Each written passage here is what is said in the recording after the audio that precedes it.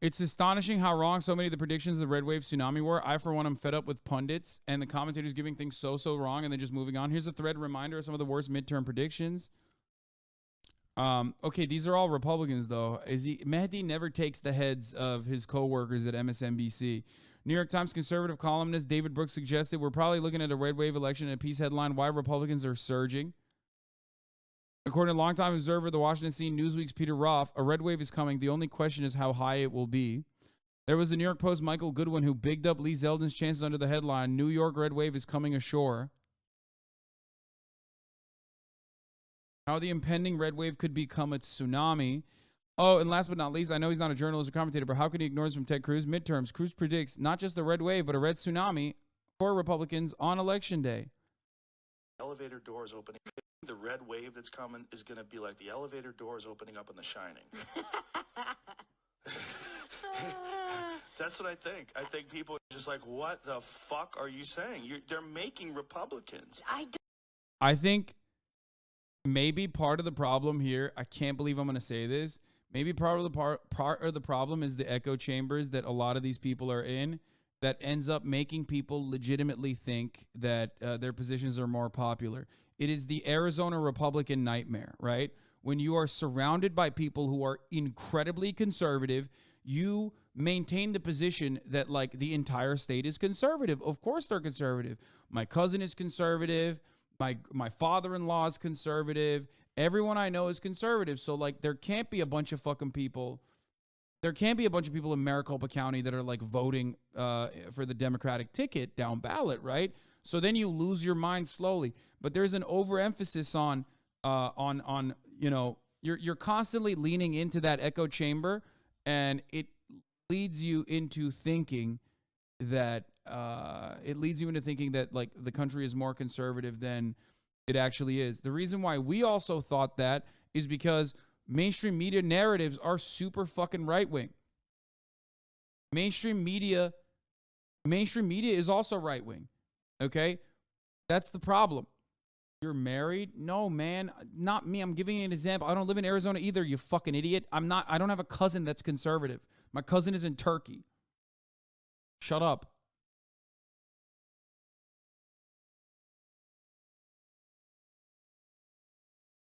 Chat is so dumb right now.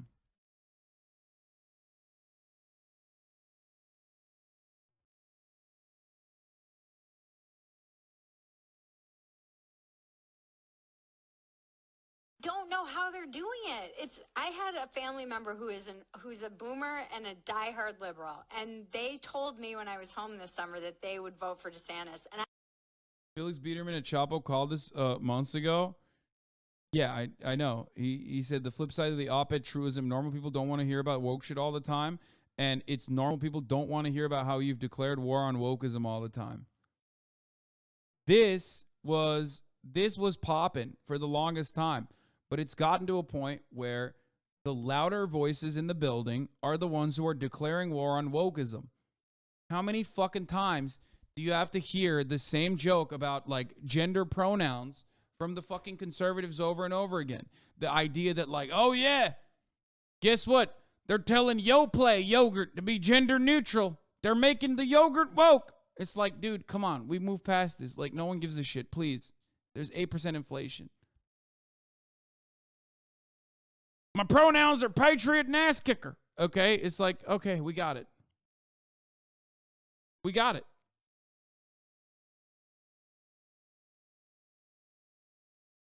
But the thing is, like, because the media hyper focuses on that shit, overall, even I thought more people were insane in the country. Okay? I thought there were more people that were insane in the country than there actually are. Now, this doesn't mean that there won't be more insane people in the country, because those suburbs are slowly but surely also going to get captivated by the brain rot, especially if Fox News keeps behaving in the way that it has been.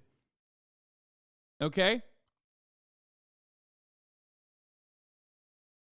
The older the 40-year-olds get, the more fucking reactionary that they get, the more they watch Fox News, and Fox News keeps fucking going crazy with the crime panic and the satanic panic, the more happily those suburban voters are going to vote on behalf of these like increasingly insane candidates.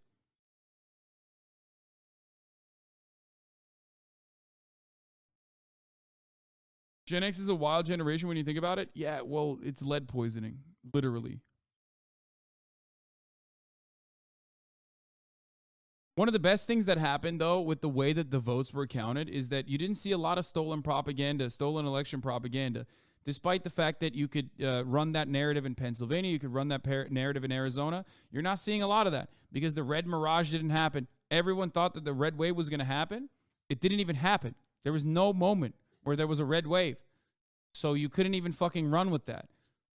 I'm surprised that Pennsylvania actually started counting early votes. I thought Pennsylvania was going to wait till it counted the early votes. I don't know what fucking happened. I don't know what changed there. Because they claimed that they were not going to originally.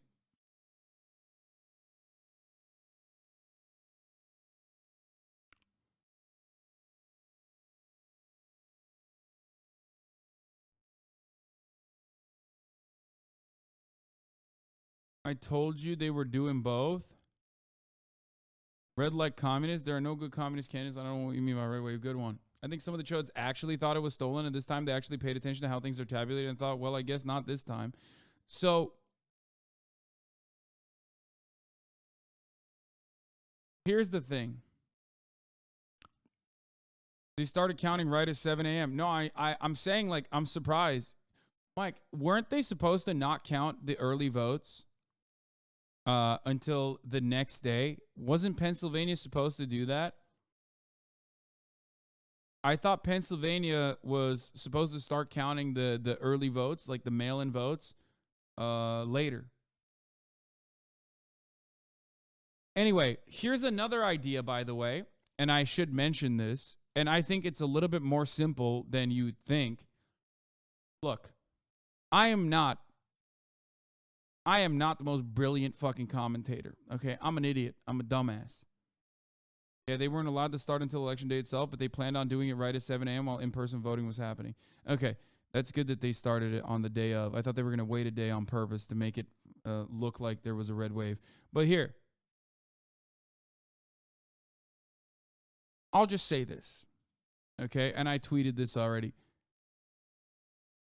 It seems like, and I repeated this yesterday, I repeated this in the lead up to the elections, it seems like urging your voters to not use more convenient methods of voting, okay, and making sure that they vote on the same day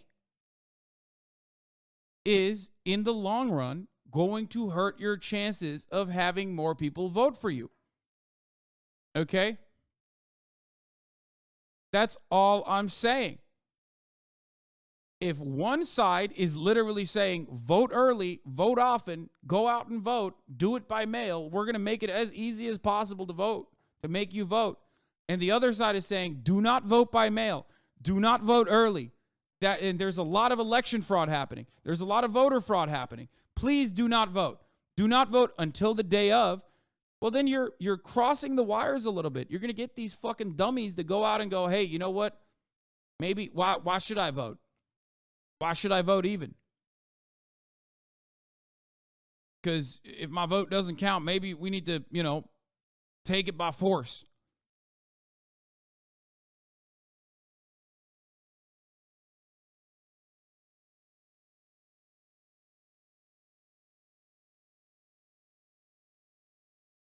You are literally you're depressing voter turnout for your own fucking voter base.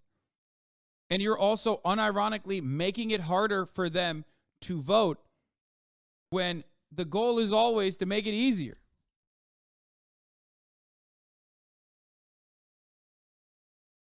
Or they can't physically vote on voting day and they don't trust mail-ins, so they just don't vote. It's just so... I think that it's this simple in some places, okay? Because how on earth could the Democratic Party win in any of these fucking races when the president is not as popular and also there's 8% inflation? That's crazy. You mean to tell me that Joe Biden is more popular than Barack Obama? You mean to tell me that Joe Biden perform better across all expectations? Like, no shot. They didn't even do anything. They didn't do enough. I mean, they did some stuff, but they didn't even promote the shit that they did. Like the student loan debt relief. That was huge. That was a big dub. Okay?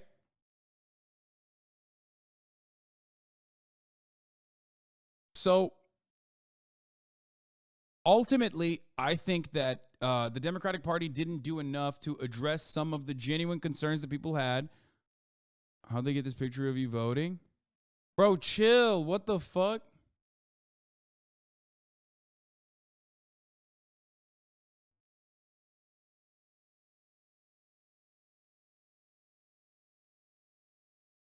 I'm so torn right now between my desire to play God of War and my desire to hear you talk about the election. This is brutal. I mean, just fucking put it on the TV, brother. It's that easy. And yeah, Fox is also saying that Ron DeSantis is the new leader of the Republican Party. Conservatives point the finger at Trump after GOP's underwhelming election results. He's never been weaker. And that's true. That is true.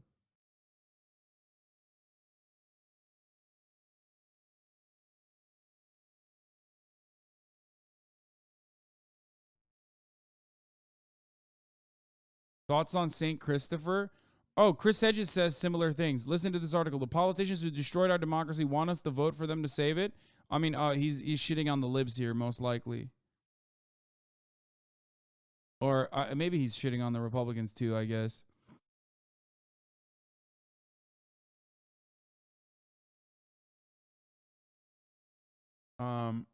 Anyway.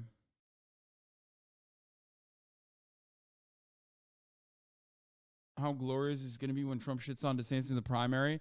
Dude, I am very excited about that. I'll be honest. I am very excited to see a matchup between, maybe I'm selfish, but actually there's a positive to it as well.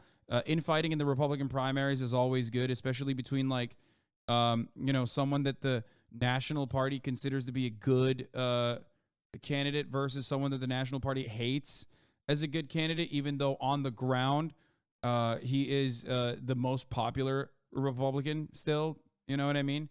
That shit is awesome. That is going to make great content for me. It's also going to, create political instability within the Republican Party. It's a win-win. It's fucking awesome. I love that. I'm a big fan of all of those things happening.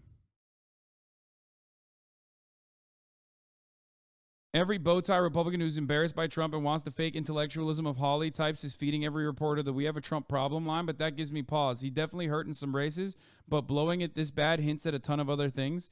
Don't repeat this, but I think Trump is an anomaly. I think he's their best chance, and outside of that, they're unelectable. I don't think anyone besides boat owners in Florida and New York City and DC media figures thinks DeSantis is a winning solution. He is both the absolute best and worst thing for them. He adds a lot of things that no one else can, but also adds a ton of liabilities that cause him to underperform more normal Republicans, but their issues are so much deeper than him. Yeah, the issue that the Republican Party has is the Republican Party. Make no mistake.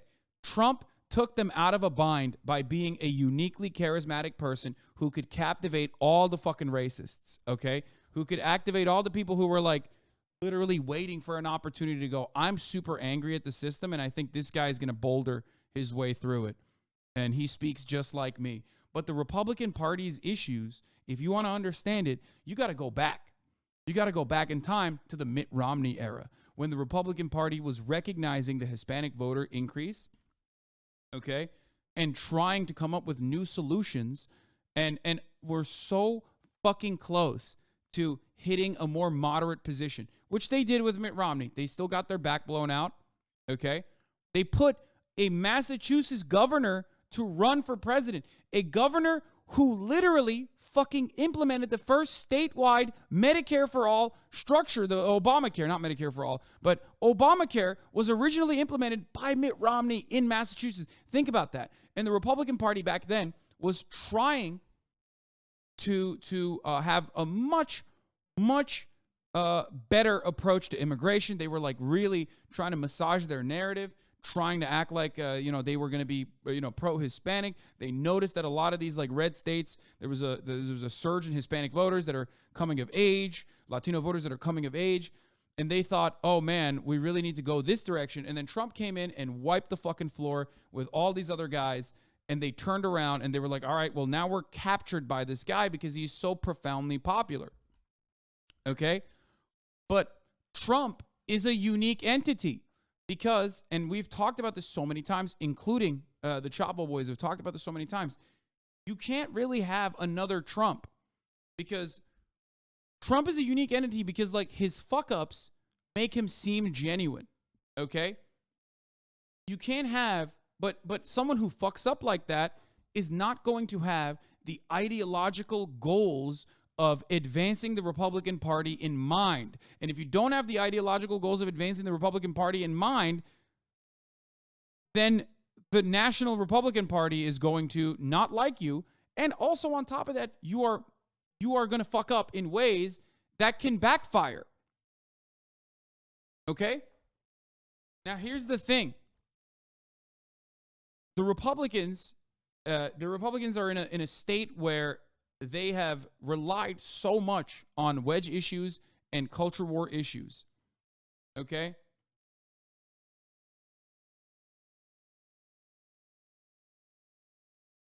The Republicans rely exclusively on wedge issues. They exclusively rely on abortion, crime, gun control, these kinds of narratives, right? But because they've been winning so much on a lot of those instances, on a lot of those issues, like when it comes to gun control, no one's going to do anything about it, okay?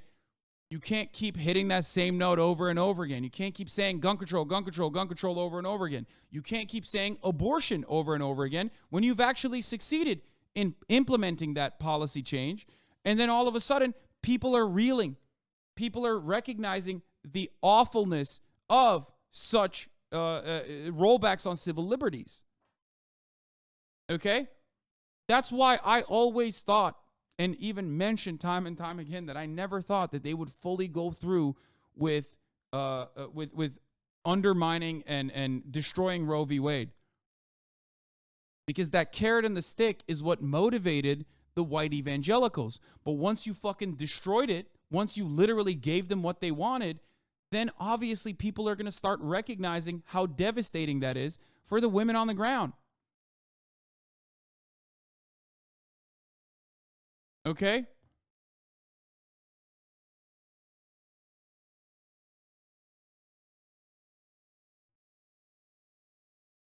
Like, you did that.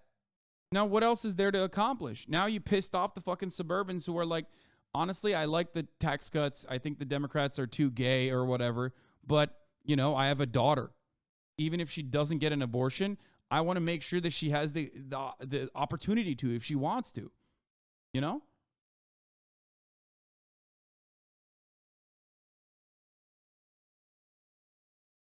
So now you're in this weird bind because you've been too successful on certain instances with your wedge issues.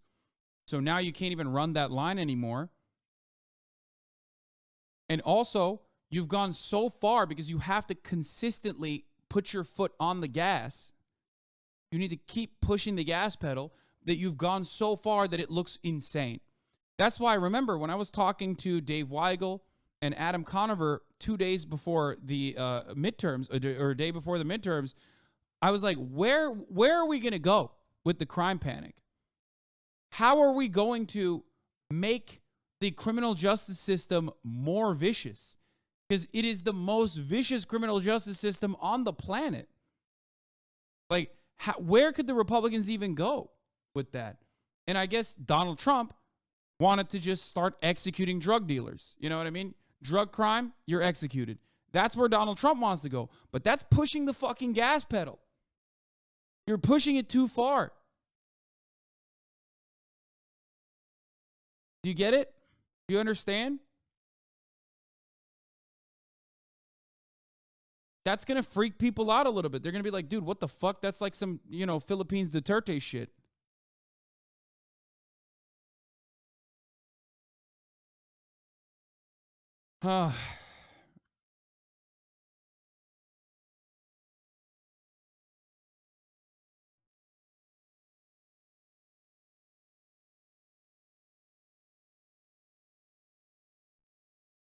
Remember when you were like, it's really weird that the media isn't talking about abortion anymore, and abortion was like number 1 or 2 issue in all exit polls? Yeah. The Democratic Party dropped the ball on that too. They didn't fucking pump up abortion as much, but listen, it still worked out in the end. You saw almost zero coverage on abortion. The last month leading up to the fucking midterms, everyone's talking about crime wave, inflation, crime wave, inflation. Where the fuck was the abortion conversation?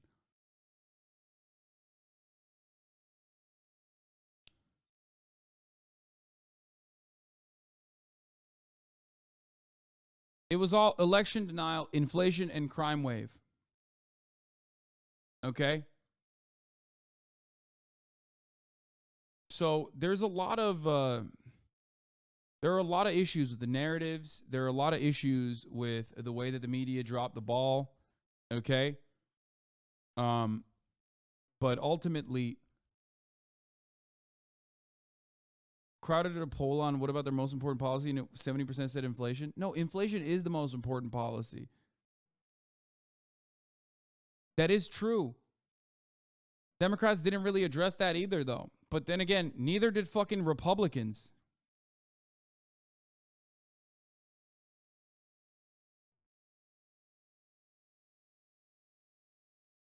So there is that.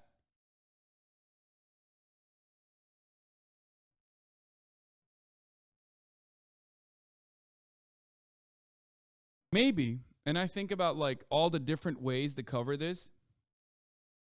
Perhaps maybe also the fast news cycle has something to do with this. I don't know. The fast-paced news cycle played a role in this. The media did not drop the ball. They did their job pretty damn well, keeping both sides neck and neck. What are you talking about? Literally every commentator, every poll, everyone said red wave is incoming. Nobody likes Joe Biden. Nobody's going to vote blue ever again. The fuck are you talking about? And you know, Americans somehow don't care about democracy. What is happening?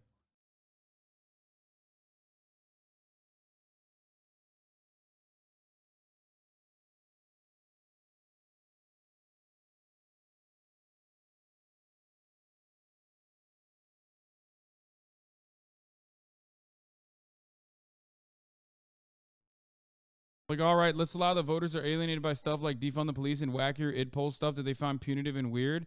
What do similarly malleable voters think when they say your rape was a gift from God because it granted you a child? Yeah, exactly.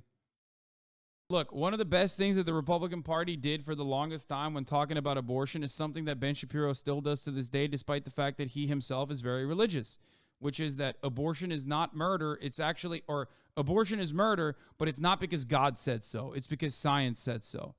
Why did they do that?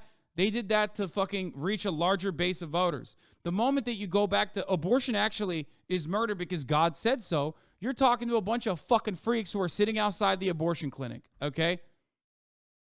You never want to sound like the fucking freak sitting outside the abortion clinic. And for a very long time, the Republican Party looked like that because they caved to the freaks waiting outside the abortion clinics. Okay?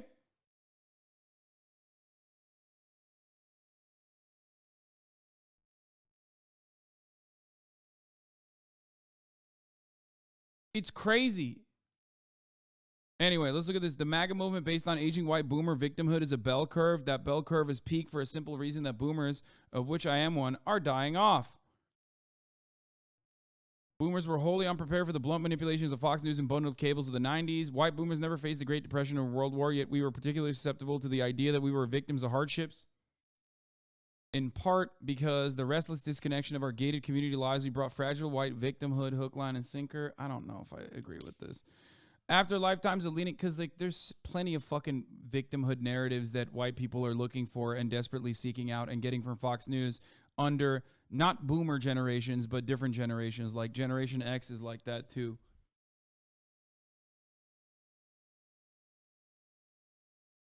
But many of us double down on our false sense of victimhood. Yeah, I don't know. This is like not good enough.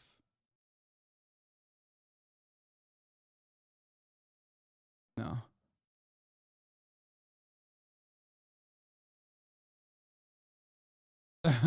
Polls have made this very clear for a long time now. Do you consider yourself to be woke? A YouGov poll in May 2021. Yes. No. Not sure / don't know what this means. I love that.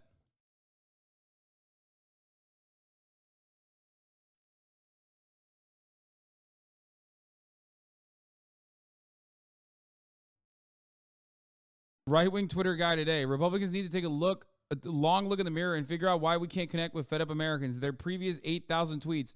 Look at this scene from Disney's Lightyear. The suit is intentionally designed to make pedophiles' cocks hard. Yeah, it's true. I've said this so many times. The more you fucking talk about pedophile shit, the more gross you come across to Normans. It's the pedo hunter narrative, right? That's why a lot of the pedo hunters on the internet are just so fucking weird. That's not a winning strategy. Constantly calling the Democrats pedophiles is not a winning strategy because a lot of people don't want to think about that. Okay?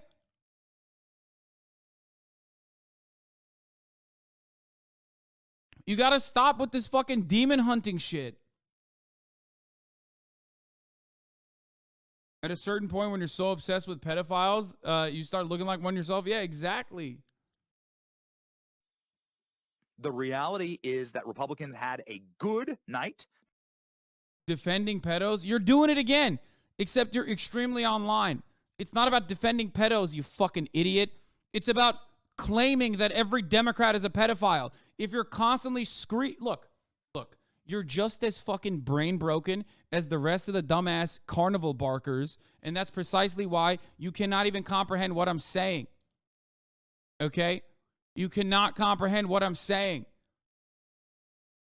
I will never reach across to you, okay? I will never be able to get this message to you because you're already lost in the fucking sauce. There's a difference between actual fucking pedophiles and what half of these motherfuckers are saying are pedophiles, okay?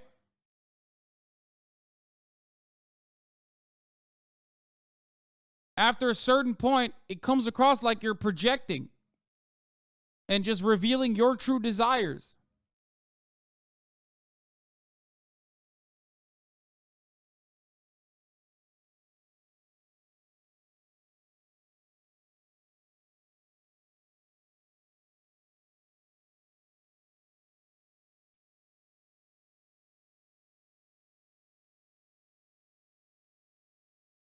There you go.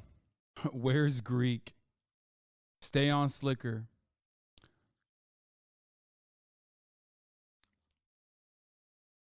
Not much more to show there. Like, you know where that motherfucker's politics are coming from. Not a great night, and certainly not an elite night. We wanted an elite night. We did not get it.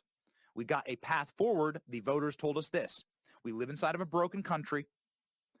This country is broken because the people are lied to, and you must coalesce the disenfranchised. You must coalesce the parts of the party that don't often. And how do we do it? With based Groiper memes. Vote Republican for victory. That means you have to use your power to give those people things they want to live with. You must create that position that Americans want. And where do Americans want to be? Watching football, eating wings, drinking beer, kids safe neighborhoods. That is where the vast majority of Americans want to be. Unfortunately, there are lost places like Manhattan. There are lost places like California. And what can you do? Yeah, dude, Manhattan is so lost, and so is California. Again, dude, this is the narrative that lost you the election. You kept talking about how fucking Los Angeles is on fire. You kept talking about how, like, these states are on fire. That's not the case, man. I live here, bro. What the fuck?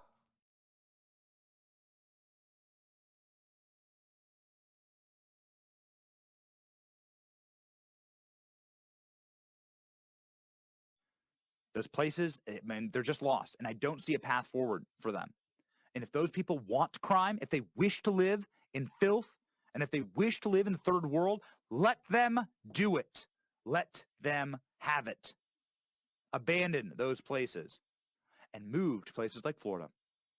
And let's win in Arizona. Yes. And let's yes. continue the... Yes. I love that. Dude, my joke in early fucking 2016 all the way into like 2020 about moving every conservative to Florida is literally coming to fruition. I can't believe it. It was just, we spoke it to existence, boys, girls, and MPs. We did it, okay? I think because of COVID, people are literally just moving to Florida, okay? Straight up, a lot of people are just moving. They're leaving their states and they're moving to Florida. That's fucking awesome, okay? I love that. I'm manifesting it. I got crystals shoved up my asshole, okay? I'm doing Scorpio behavior. My Virgo is in rising. My Mercury is in Gatorade. And I think conservatives are moving to Florida. Please make this a reality.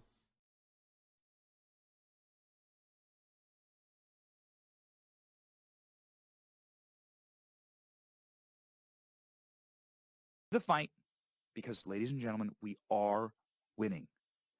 This was a massive, massive... It didn't seem like it, did it now, Benny boy? What happened?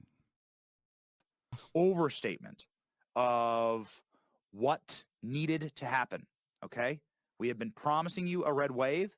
We got unfortunately, a red, like the waves that happen on a lake in the Midwest, little whapping waves. God, he's so bad. What the fuck is Progressive Floridian supposed to do? Move out, brother. That's it. Bro, it's sinking anyway. Plus, they can see if you... Dog, Florida is literally sinking. Just move out, just save yourself. I promise. We're watching 4 critical races. They're still too close to call. Nevada, Here, I gotta pee. Arizona, I'll be back in a Georgia, second. and Wisconsin, both Democrats and Republicans currently hold 48 seats. As you know, it takes 51 to win an outright majority. We have reporters, correspondents spread out across the country monitoring the closest races. In Nevada, incumbent Democrat Catherine Cortez Masto is in a virtual toss-up with the Republican Adam Laxalt, who helped former President Trump in his efforts to overturn the 2020 results in that state. Now, we are still waiting on an estimated 20% of votes to be reported in Nevada. As Rosa Flores joins us now live from Las Vegas. Still very early there. What is the latest? Well, Anderson, both campaigns still very optimistic about their chance at winning this seat. As you mentioned, the incumbent Senator Catherine Cortez Masto, an endangered Democrat, probably one of the most endangered Democrats in the Senate. Her challenger, Adam Laxalt, they were both campaigning to the very last second yesterday, and then they were even tweeting out, asking their supporters to get in line, to make sure that they were in line at 7 p.m. Pacific, to make sure that their vote counted. Both of them very optimistic, giving this speech, both saying that they could win, both feeling confident about winning. Take a listen. Our positive energy got us to where we are today, and we are going to make sure that positive energy continues to flow this week. We are going to get this done. We're confident that the numbers are there, and we're going to win this race. We're going to take back Nevada and take back America. Nope. And Anderson, this midterm election here in Nevada is like no other. In 2020, Nevada went into a universal vote mail ballot. And what that means is that every registered voter, all 1.8 million, unless they opted out, got a ballot in the mail. And so long as they postmarked their ballot yesterday, it could get counted up to Saturday. And so we don't know how many of those ballots were put in the mail yesterday, Anderson, but we know that they're going to be counted. They're going to be counted until Saturday. And that's how democracy works here in Nevada. Yeah, Rosa Flores, thanks so much. Appreciate it. In Arizona, 2 Trump-backed Republicans are trailing their Democratic opponents. Blake Masters is behind incumbent Mark Kelly by at least 6 points in the race for Senate. Race for governor, that is a lot closer. CNN senior national correspondent Sarah Seidner is live in Phoenix at the Maricopa County Election Center. Sarah, when do we expect more results? Look, they have approximately 300,000 votes left to be counted, and this process takes a long time because here in Arizona they're verifying every single signature, and we were just told by the Maricopa County Elections Tabulation Center that they are about to start that verification process yet again. They have been, up all night trying to count all of these ballots that have come in. A lot of this state and a lot of this county, which is the most populous county, votes by mail or votes early. And so a lot of the count has happened. About 60 to 70% of the count has already happened, but they do have about 30% to go. And that includes about those 300,000 ballots. Many of those were mailed in, but they received them by Tuesday. So that is what's happening just in the building behind me. They are starting that verification process, and we'll know more very, very, very soon. I do want to mention that, you talked about the candidates that are up for election, and 3 of the candidates in these really big races, Secretary of State, the governor's race, and the Senate race. 3 of the Republicans in those races are election deniers, and so people are really watching this race, and 2 of them backed by President Trump. People are really watching this to see what is going to happen with the Republican Party, and if Donald Trump had any kind of influence, whether good or bad. The Republicans are looking at this and saying if they see that the majority of independents, and that is the majority of voters here, if they see that this goes to the Democrats, they will know that the independents made a decision and decided to go Democrat. But we have to wait and see what the count is. Anderson? Yeah, we'll be watching closely. Sir Steiner, appreciate it. The contentious Senate race in Georgia could very well be headed for a runoff. Incumbent Raphael Warnock, who flipped. This is a earlier broadcast. We now know it is. His seat blue for the first time in 50 years, correspondent. I'm going to skip this part because we already know. Here, let's look at what they're... Actually, early this morning, as they addressed their supporters, they asked for just a little more time and patience. Take a listen. But whether it's later tonight or tomorrow or 4 weeks from now, we will hear from the people of Georgia. If you can hang in there a little bit longer, just hang in there a little bit longer, because something good, it takes a while for it to get better. And it's going to get better.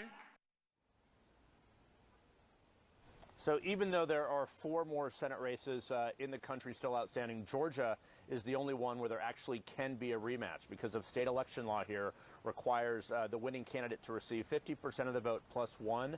So even though Senator Warnock is in the lead here, this is almost certainly going to a runoff. Again, so 4 more weeks of campaigning here.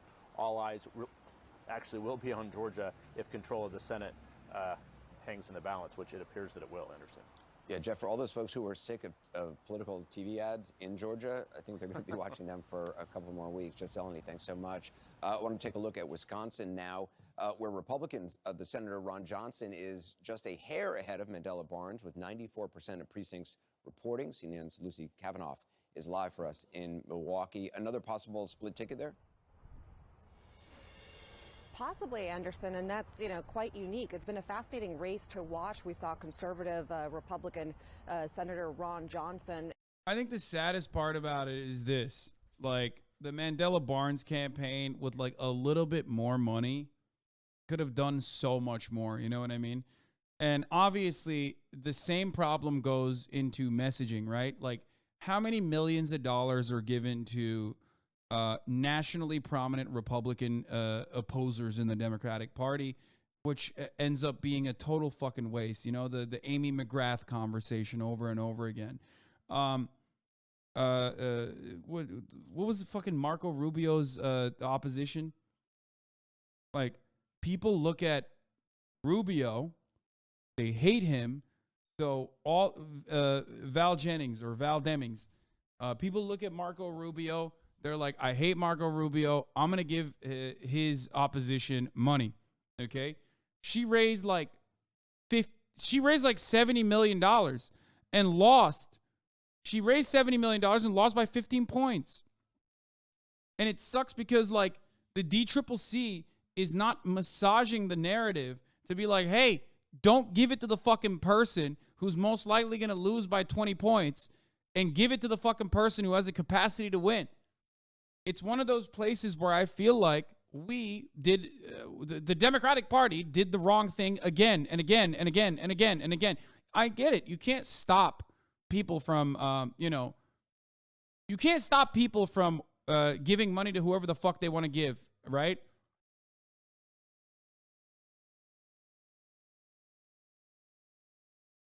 But it's still like, how many times are we going to do the fucking Jamie Harrison situation? How many times are we going to have the Amy McGrath situation?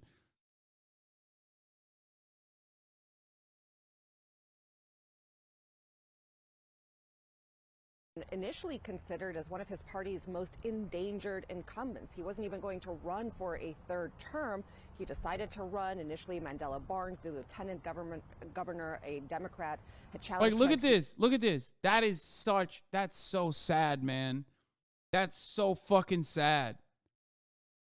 That is so sad. That is such a winnable fucking race, dude. He was a little bit ahead in the polls leading up to the election, but we saw that lead evaporate. Now it's down to the wire. 94% of the vote in. Johnson edging ahead Barnes by nearly 32,000 votes. We're still waiting for some counties to fully complete the numbers, but Johnson sort of declaring victory already. Cautiously, though. Take a look.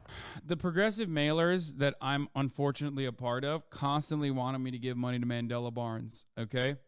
But the problem is, Mandela Barnes did not have national attention from the National Democratic Party. He wasn't on the fucking forefront.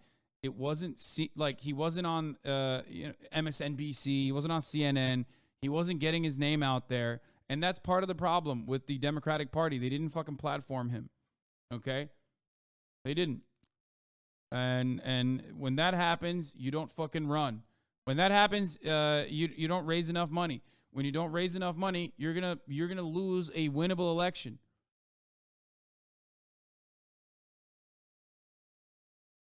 People in Milwaukee are really reactionary about the Kia Boy situation. I think conservative practices less car thieves. Brother, you have Mandela Barnes within fucking striking distance. Come on. That's crazy. If they were as reactionary as the way you presented, this would be a gigantic blowout. He's black too. You know what I mean? You got old white man who's a Republican versus young black guy. And they fucking ripped him as like the pro-crime candidate, right? If people were as like bent over about the fucking Kia Boys, then you would not have this close of a race. They ran some racist ads. That's true, but they ran those ads all around the country, if we're being real. As a Wisconsin voter, I saw very little about Barnes. But weren't you saying the opposite was true for Abrams? I might be misunderstanding. What, Stacey Abrams? I don't like Stacey Abrams. People aren't as afraid of the Kia Boys in Milwaukee as a lot of people outside of Milwaukee believe. We've looked very closely at the numbers. We feel very confident that there's no way that they can really make up that gap. But you said more establishment Democrat attention lose? No. No. The National Democratic Party still has the capacity to obviously uplift certain candidates, but they pick losers, okay? They pick and choose more moderate voters. I mean, not moderate voters, sorry. They pick and choose more moderate candidates. They pick and choose pro-cop candidates, conservative candidates that they think are aligned with the national narrative that they want to put forward. Okay?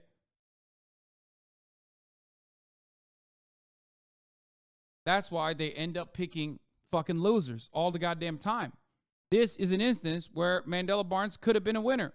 And the difference would have been the National Democratic Party's attention shifting over to that race and having a little bit more coverage for him.